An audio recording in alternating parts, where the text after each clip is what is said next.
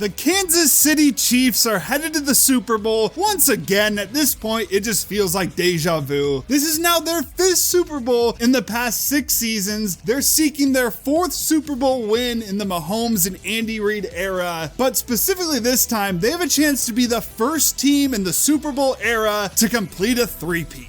Yeah, kind of surprising it's never happened in the NFL, given how many times it's happened in the NBA. But of course, football's a different game. Ton of injuries, single elimination, and just to be on the cusp of doing something like this, they might cement themselves as the greatest dynasty of all time.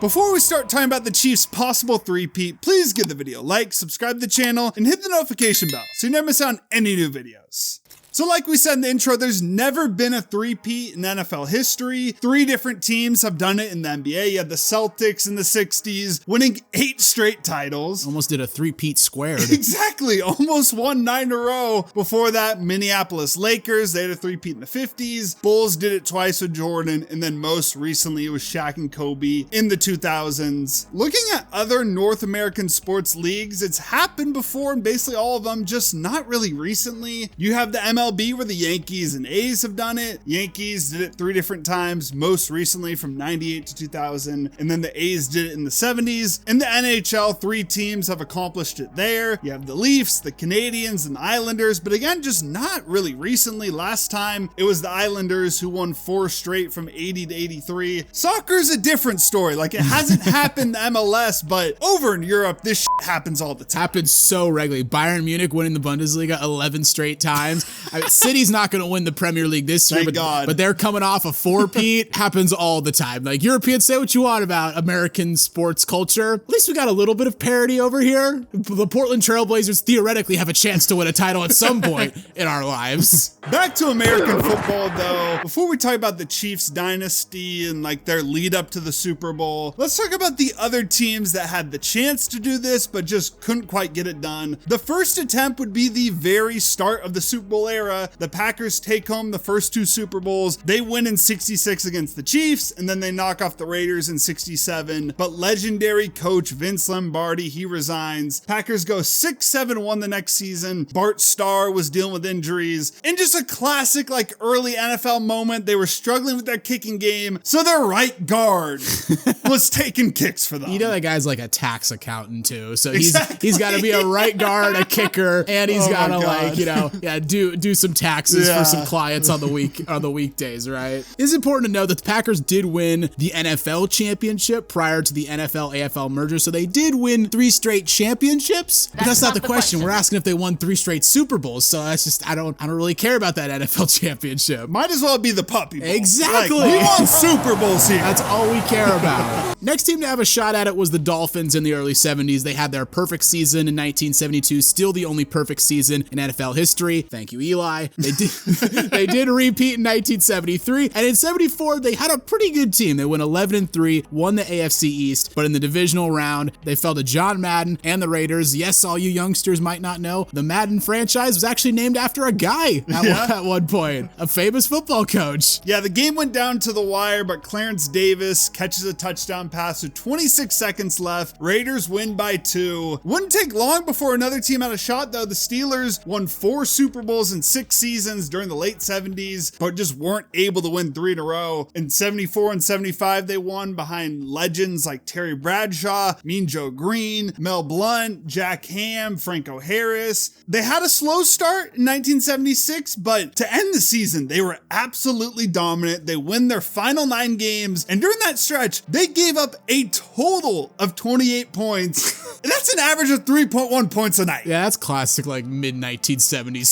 steel curtain football, right? Yeah, just no flags. You can hit dudes wherever, just knock guys out of a game. Send dudes to the hospital if they dare to go over the middle for a pass. Yeah. The Steelers dominated the Colts in the divisional round 40-14, but they would lose both their running backs, Franco Harris and Rocky Bleier, to injuries, and they got worked 24-7 in the AFC Championship game by the Raiders. They were so dominant in the 70s, though, that they basically had another shot to three-peat right away, won it in 78 and 79, but by 1980, they just weren't the same team they were were in previous seasons. They got wrecked by injuries. Terry Bradshaw had a pretty bad season. And by the way, if anyone wants any evidence that you can't just box score watch, go look at Terry Bradshaw's stats for his career, because they all look like bad seasons. Yeah, they're not looking great. They go just 9-7, miss the playoffs altogether. Next team to win 2 straight is the 49ers. They win in 88 and 89, and it looked like they were going to head to their 3rd straight Super Bowl. They go 14-2 again in 1990. They beat Wash in the divisional round. They're hosting the NFC title game against the Giants. They just need like a first down to seal things. They fumble the ball. Lawrence Taylor recovers it, and the Giants win on a game-winning field goal. Shortly after that, you have the Cowboys, who go back-to-back in 92 and 93. Hard to believe the Cowboys were good at one point. We've never seen in our lives. I was going to say, how many times have they gone just back-to-back playoff appearances in our lives? Not very often. Forget back-to-back Super Bowls. You're right. But the problem is, after they won their title in 93, Jimmy Johnson and Jerry Jones are beefing, so Jimmy Johnson leaves the team. They hire Barry Switzer, who would win a Super Bowl later on, but the following season they go 12-4. They dominate Brett Favre and the Packers in the divisional round, win 35-9, but they fall the 49ers 38-28 in the NFC title game. Yeah, anybody who thought